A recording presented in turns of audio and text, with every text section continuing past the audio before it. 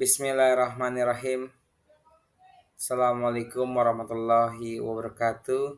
Salam sejahtera bagi kita semua. Om Swastiastu, Namo Buddhaya, Salam Kebajikan, Rahayu. Perkenalkan, saya Iqbal Mirandani, mahasiswa Pasca Sarjana Universitas Terbuka.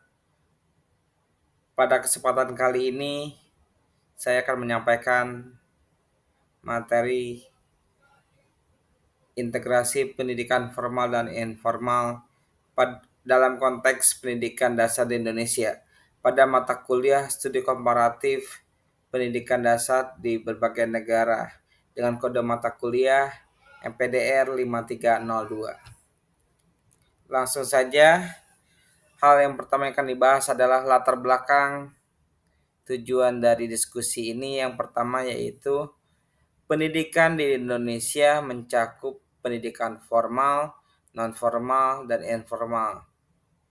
Semuanya itu tercakup dalam Undang-Undang Nomor 20 Tahun 2003. Pendidikan formal mendominasi, namun pendidikan informal memiliki peran penting dalam pengembangan karakter dan keterampilan sosial anak. Diperlukan integrasi keduanya agar pembelajaran lebih bermakna kontekstual dan holistik. Pertama, saya akan menjelaskan tentang pendidikan formal dari ciri-ciri, manfaat maupun tantangan. Adapun ciri-ciri dari pendidikan formal yaitu terstruktur dan sistematis, berjenjang dan diakui secara hukum, fokus pada capaian akademik. Adapun manfaatnya yaitu pembentukan kemampuan kognitif, standarisasi mutu pendidikan. Adapun tantangan yang dihadapi yang pertama yaitu kurang fleksibel dan kemudian minim konteks kehidupan nyata. Berikutnya adalah pendidikan informal.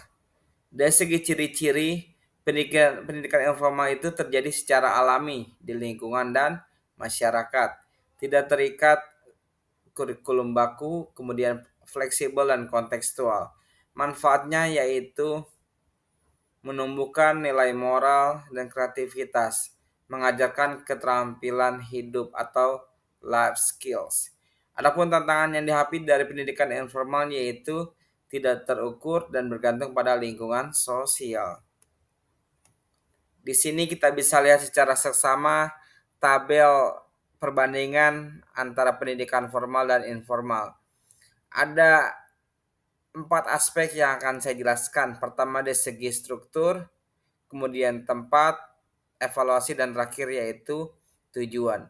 Dari segi aspek struktur, pendidikan formal itu terencana dan sistematis. Sementara pendidikan informal dari segi strukturnya itu tidak teratur. Dan adapun tempat untuk pendidikan formal itu berada di sekolah. Sementara untuk pendidikan informal itu tepatnya berada di rumah dan masyarakat. Kemudian dari segi evaluasinya pendidikan formal dapat dicapai melalui tes dan juga ujian. Sementara evaluasi dari pendidikan informal itu melalui pengamatan alami. Dan tujuan dari pendidikan formal yaitu akademik. Sementara tujuan dari pendidikan informal yaitu nilai dan keterampilan hidup. Berikutnya yaitu integrasi pendidikan informal dalam kurikulum formal. Adapun beberapa strategi yang bisa guru lakukan dalam mengintegrasikan pendidikan informal dalam kurikulum formal. Pertama yaitu melakukan project based learning ataupun melakukan proyek lingkungan dan atau sosial sehingga semua peserta didik bisa mengaplikasikan atau menerapkan proyek-proyek yang berasal dari lingkungan ataupun sosial. Kemudian berikutnya adalah ekstrakurikuler dan klub minat seperti seni, sains, dan juga wirausaha. Dan kemitraan dengan orang tua dan masyarakat. Sejatinya belajar itu tidak hanya di kelas, Bisa juga melibatkan dengan kemitraan seperti orang tua dan masyarakat. Dan berikutnya adalah contextual teaching dan learning. Materi dikaitkan dengan kehidupan sehari-hari. Kemudian tantangan akses yang dihadapi oleh pendidikan formal di Indonesia. Pertama, ketimpangan fasilitas antara daerah kota dan desa. Faktor ekonomi keluarga, keterbatasan guru dan sarana belajar, anak-anak di daerah terpencil sering lebih banyak belajar melalui pendidikan informal. Adapun peran guru yang bisa dilakukan dalam mengatasi kesenjangan tersebut yaitu pertama membangun kemitraan dengan keluarga dan masyarakat, menggunakan pembelajaran inklusif dan berdiferensiasi, memanfaatkan sumber belajar lokal, menggunakan teknologi sederhana dan media digital gratis. Kontribusi pendidikan informal bagi anak dengan akses terbatas, yaitu yang pertama pembentukan karakter dan nilai sosial, pengembangan kemandirian dan tanggung jawab, menjadi jalur alternatif pembelajaran berkelanjutan, mendukung prinsip pendidikan sepanjang hayat atau lifelong learning.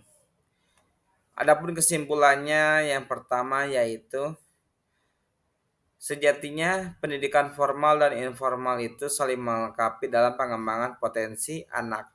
Guru memiliki peran strategis dalam mengintegrasikan kedua bentuk pendidikan. Tujuan akhirnya adalah pembelajaran yang inklusif, kontekstual, dan bermakna bagi seluruh siswa.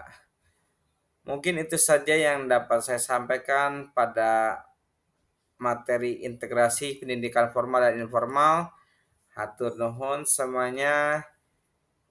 Billahi taufiq wal hidayah. Wassalamualaikum warahmatullahi wabarakatuh. Salam sejahtera bagi kita semua.